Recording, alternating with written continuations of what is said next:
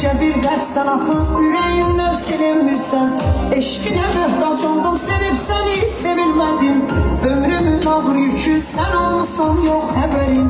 Sağalmaz dərdlərimə şəfa gələrdi gülüşün. Həyatım qara məzar olub sənin yok haberin. Acı kəlməndə bal tək süzülərdi yüreğimə. Sənli dünyada sensiz qalam deyildi mən necə. Mən çoxdan dəfn olmuşam, sensiz çox pis yorulmuşam. Cismimdi qalan sensiz ruhum kəfən geyib çoxdan. Səni soyub qəlbində necə yanıb kül olmuşam.